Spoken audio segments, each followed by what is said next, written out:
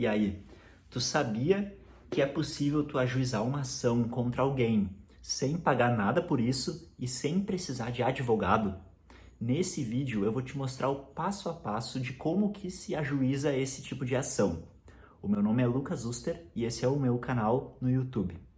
Então, quando a gente está falando de ajuizar uma ação sem pagar por advogado e sem pagar as custas do processo, a gente está querendo dizer que é uma ação no juizado especial, que também é conhecido como juizado de pequenas causas, embora o nome oficial desse juizado seja juizado especial cível, que é o que a gente está falando aqui. Para conseguir explicar como seria esse passo a passo do processo, eu vou então utilizar um exemplo. Qual seria o exemplo? O Pedro ele quer entrar com uma ação contra a operadora de celular dele em razão de uma cobrança que está sendo feita mais do que deveria. Então esse é o nosso exemplo e a gente vai ver qual seria o passo a passo que o Pedro teria que fazer então.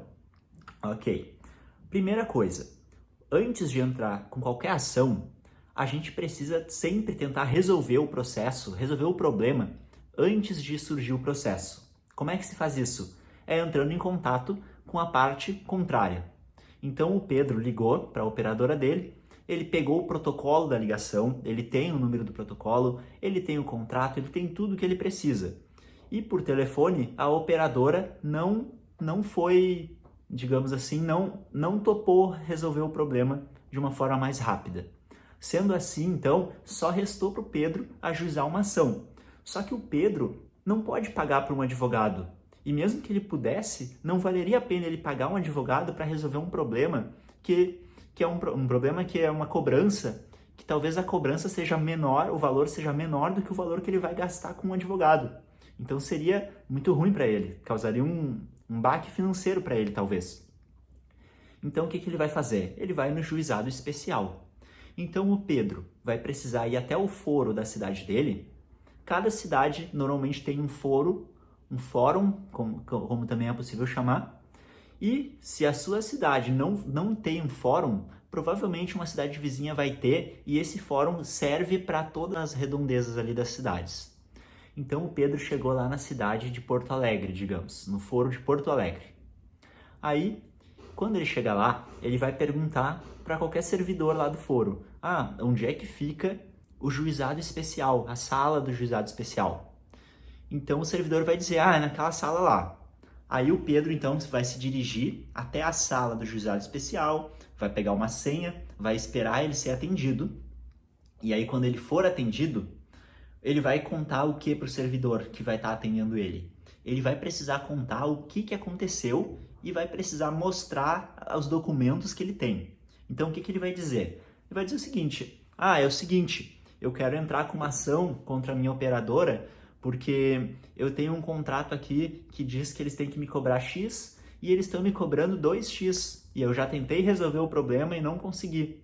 Aí o servidor vai perguntar para ele: o que tu tem de documentos aí? Aí ele vai mostrar o contrato que ele tem, vai mostrar que ele já tentou resolver o problema de forma extrajudicial, por meio dos protocolos da ligação, vai mostrar as cobranças que ele está tendo. Tudo isso ele vai levar já em documentos, tá? Feito isso, o servidor então vai pedir também os documentos pessoais do Pedro para que ele possa ajuizar uma ação e vai pedir também os dados da operadora, né? Para que ele possa chamar essa operadora para o processo.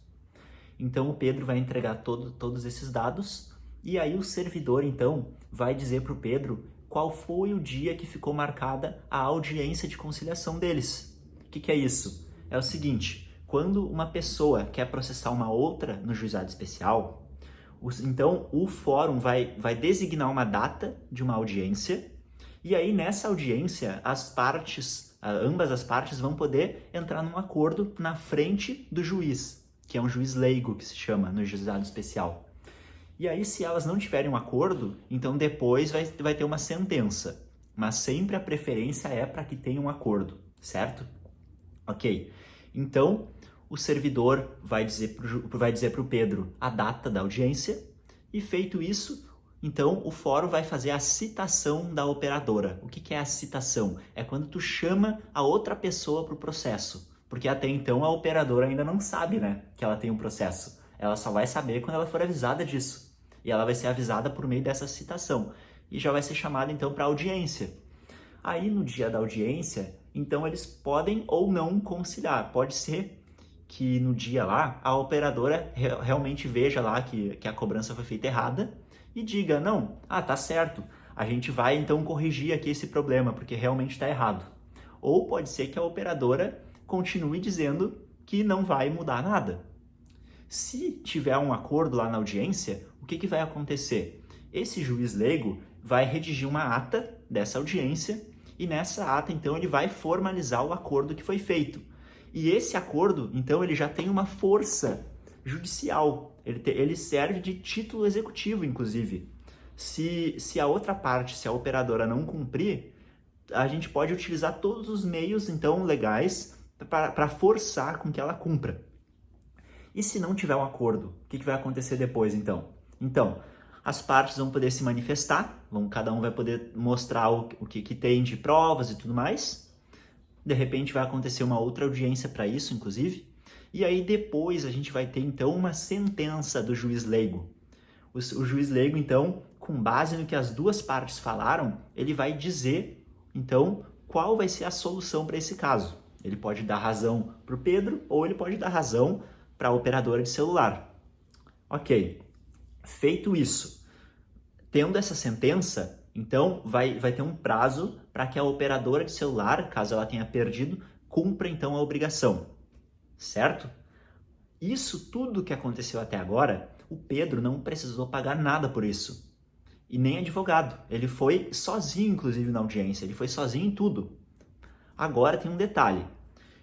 Dessa sentença, se a operadora recorrer, aí sim vai ser um procedimento diferente, porque daí pode sim ter que pagar um advogado e ter que pagar as custas do processo, tá?